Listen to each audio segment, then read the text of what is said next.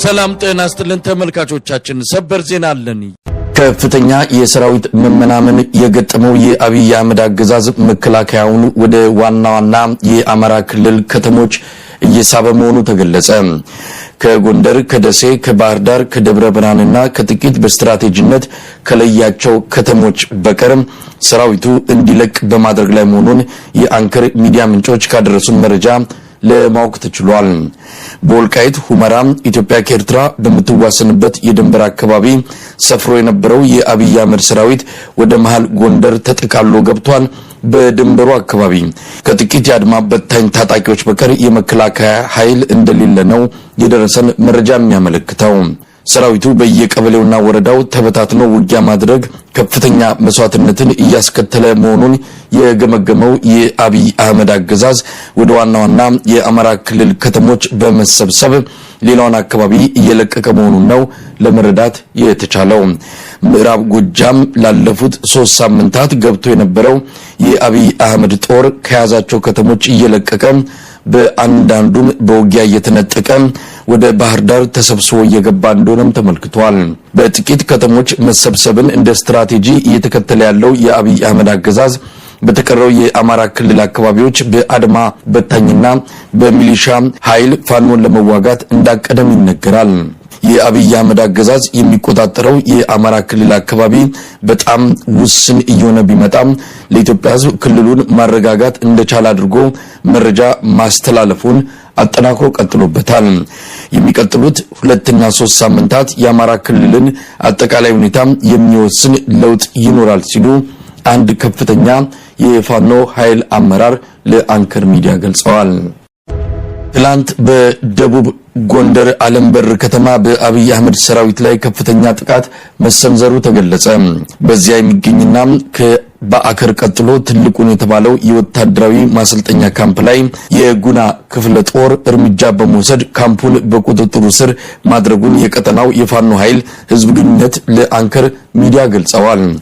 በአለምበር ትላንት በተደረገው ውጊያ በአገዛዙ ሰራዊት ላይ የደረሰው ኪሳራ ከፍተኛ እንደሆነም ተመልክቷል። በርካታ ወታደሮች ሙት፣ ቁስለኛና ምርኮኛ ሆነዋል። የተቀረው የሰራዊቱ ኃይል በየአቅጣጫው መበታተኑንም የህዝብ ግንኙነቱ ለአንከር ሚዲያ ገልጸዋል። በተለያዩ የአማራ ክልል አካባቢዎች የህልውና ትግሉ ተጠናክሮ እየተካሄደ መሆኑ ተገለጸ። ላሊበላ ዳግም በፋኖ ኃይል ከበባ ውስጥ ገብታለች። ዛሬ ውጊያ ሲካሄድ ውሏል። በወልዲያ ከተማ ሌሊቱን በማረሚያ ቤት ላይ በተካሄደ ልዩ ኦፕሬሽን ከ1000 በላይ በፋኖ ምክንያት የታሰሩ ወጣቶችን ማስለቀቅ መቻሉ ተገልጿል። ዛሬ ንጋት ላይ በደብረ ታቦር ከተማ የአውሮፕላን ማረፊያ አካባቢ በፋኖና በአብይ አህመድ ሰራዊት መሃል ውጊያ እንደተካሄደም ለአንከር ሚዲያ በደረሰ መረጃ ላይ ተመልክቷል። በአማራ ክልል በተለያዩ አካባቢዎች እየተደረጉ ስላሉት ውጊያዎች የዘውትር ተባባሪያችን ያጠናቀረውን ዘገባ ቀጥሎ እናቀርባለን። ዛሬ እንግዲህ ከ12 ሰዓት ተኩል ጀምሮ ደብረ ታቦር ከተማ በተለይ በአየር ማረፊያው አካባቢ ከባድ ጥቃት ሰንዝሯል ፋኖ። አሁን በሰዓት ከባድ ውጊያ እየተደረገ ነው። መከላከል እያደረገ ነው። አየር መንገዱ አካባቢ የፋኖ ኃይሎች ተቆጣጥረውታል። ደብረ ታቦር አየር መንገድ ተብሎ በሚጠራው አካባቢ ፋኖ ገብቶ ተቆጣጥሯል። በሌላ በሁለት አቅጣጫዎችም እንዲሁ ጥቃት ሰንዝሯል። ደብረ ታቦር ከተማ በዚህ ሰዓት በጣም ከፍተኛ ሽብር ላይ እና ድንጋጤ ላይ ነው ያለው። ሌላው በወልዲያ ከተማ ዛሬ 6 ሰዓት ተኩል ላይ በተደረገ ኦፕሬሽን ከዚህ በፊት በወልዲያ ስቴዲየም የነበሩ ሰዎች ወደ ማረሚያ ቤት ተወስደው የፋኖ ቤተሰቦች ፋኖ ናችሁ፣ ለፋኖ ምጥጥቅ እና ስንቅ ታቀብላላችሁ፣ መረጃ ትሰጣላችሁ የሚል ከ1200 በላይ ወጣቶች እዛ ማረሚያ ቤት ታስረው ነበረ። ነገር ግን የፋኖ ኃይሎች ድንገተኛ ጥቃት ሰንዝረው ከሌሊቱ 6 ሰዓት ተኩል ላይ ሁሉንም 1200 በላይ የሆኑ የፋኖ ወጣት ልጆችና ቤተሰቦቻቸውን አስፈትተው ከከተማ ወጥተዋል። ነገር ግን በወልዲያ ከተማ ዙሪያ ላይ ከበው አሁን በዚህ ሰዓት ውጊያ እየተደረገ ነው ያለው። ሌላው ላሊበላ ከተማ ከዚህ በፊት ያው ህብረተሰቡ ሰብስበው ነበረ፣ ሰላም እንዴት እናምጣ የሚል ፕሮግራም ሰብስበው የተለያዩ የመንግስት አካላት ህብረተሰቡ ሰብስበው ነበረ። አሁንም በከባድ መሳሪያ እየተኮሱ በጣም ስላስቸገሩ ፋኖ ዛሬ ጠዋት በከተማዋ አካባቢ ድንገተኛ ጥቃት ሰንዝሮ አሁን ከተማዋ ለሁለት ተከፍላለች። ግማሹን ፋኖ ይዞታል፣ ግማሹን ደግሞ አሁን በመከላከያ ኃይል ያለው በመከላከያ ኃይል የተያዘው ቦታ ጥቃት ተሰንዝሮበት ወደ አየር መንገዱ 2 ኦራል መኪኖች እየተንቀሳቀሱ ነበረ። እነዚህ መኪኖች በፋኖ ኃይሎች በተደረገ ምት 2 መኪኖች ተቃጥለዋል። በመኪና ውስጥ የነበሩ የአገዛዙ ጦር ኃይሎች ተቃጥለዋል ማለት ይቻላል። እየጨሰ ነው አሁን ራሱ በሰዓት እኔ በመደውል ሰዓት መኪኖቹ ተቃጥለው እየጨሱ ናቸው። ትናንትና በአረብ ገበያ አልፎ መካነ ኢየሱስን ለመቆጣጠር ተንቀሳቅሶ የነበረው በ8 ካሶኒ መኪና ከ100 በላይ የሚይዝ በጣም ትልቅ ተሳቢ ካሚዮን ነው። በ8 መኪና ተንቀሳቅሶ የነበረው የአገዛዙ ኃይል ወይም የመከላከያ ሰራዊት አባላት ደራ ወረዳ ዋና ከተማ አንበሳሜ ከደረሰ በኋላ ከፍተው አሳልፈው አረብ ገበያን አካባቢ ላይ ሲደርስ በተለያየ አቅጣጫ የመጣ የፋኖ ኃይል ከፍተኛ ምት አሳርፎበት እስከዛሬ ድረስ በአካባቢው ያልተገኘ ድል 8ቱን መኪና ሙሉ በሙሉ ወቃለወሬ ነጋሪ ሳይተርፍ ነው የደመሰሱት። የአካባቢው ማህበረሰብ ወጥቶ አሁን አስክሬን መቅበር ላይ ናቸው። ድሉ ከተገኘ በኋላ ሙሲት የምትባል ከተማ አለች። በአጠገቡ በደራ ወረዳ 2ኛ ከተማ ነች። የደራ ወረዳ ዋና ከተማ አንበሳሜ አለች። መካነ ኢየሱስ የስቴ ከተማ አለች። እንዲሁም የስቴ ወረዳ 2ኛ ከተማ አረብ ገበያ አለች። በእነዚህ በአራቱ ከተሞች ላይ ፌሽታ ከህብረተሰቡ ጋር እያከበሩ ነው ፋኖች። አራቱ ከተሞች አሁን በፋኖ ቁጥጥር ስር ናቸው። ትናንትና የጎጃም ፋኖ እዝ አጠቃላይ በክፍለ ሀገሩ የተፈጠረውን ከፍተኛ የሆነ የዘር ጭፍጨፋ ለማድረግ የመጣውን ኃይል መክቶ ከአካባቢው ጠራርጎ ለማስወጣት አንድ መመሪያ አውጥቶ ነበረ።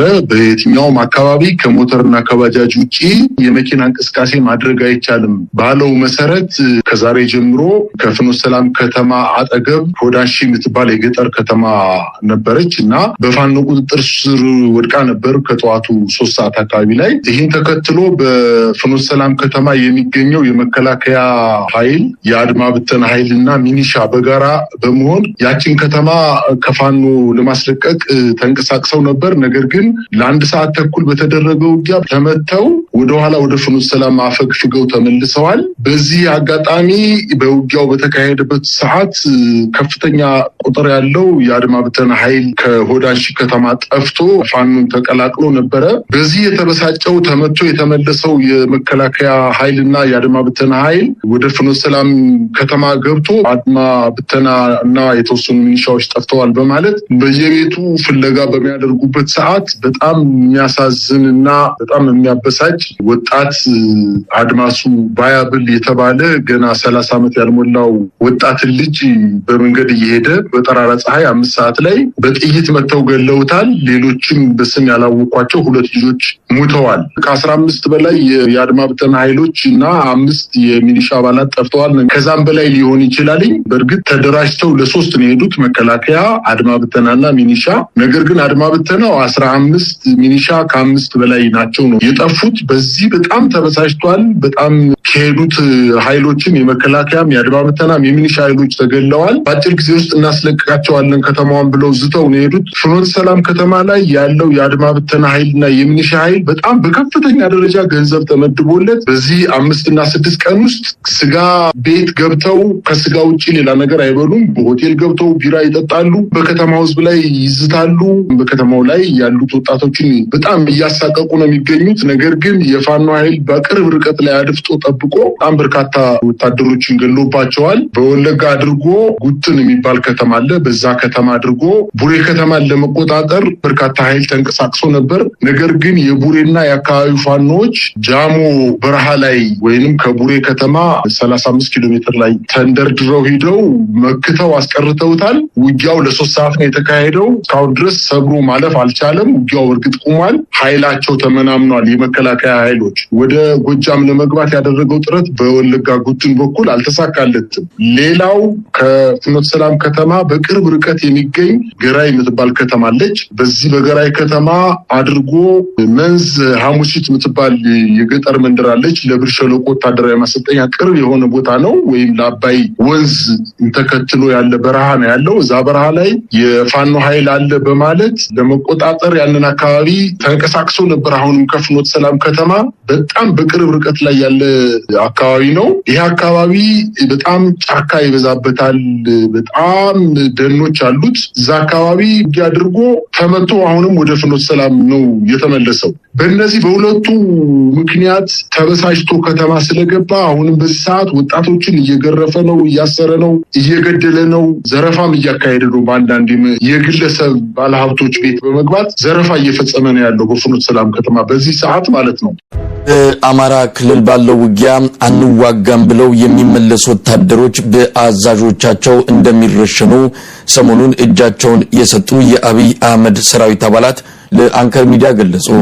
አንከር ሚዲያ ያነጋግራቸው ሁለት በደቡብ ጎንደር ጋይንት እጃቸውን የሰጡ የሰራዊቱ የሻምበል አመራሮች እንደገለጹት የአብይ አህመድ አገዛዝ በአማራ ሕዝብ ላይ የከፈተውን ጦርነት የሚደግፉት ባለመሆኑ እጃቸውን ለመስጠት ወስነዋል። የኦሮሞ ብሔር ተወላጆች የሆኑት ሁለቱ የሰራዊቱ አባላት እንደሚሉት አብዛኛው ሰራዊት በሚካሄደው ጦርነት ላይ እምነት የለውም።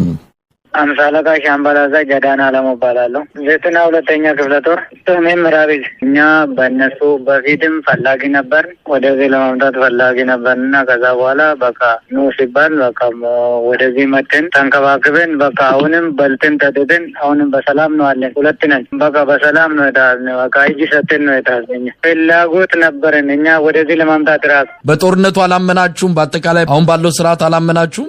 አማራ ህዝብ ላይ መቃወም ነው እኛ ለምን አማራ ህዝብ ይነካል ብለን ተቃውመን አላው። ለምን አማራ ይነካል የሚባለው ነገር ደግሞ ተቃውመን ስለዚህ ወደዚህ መጥተናል።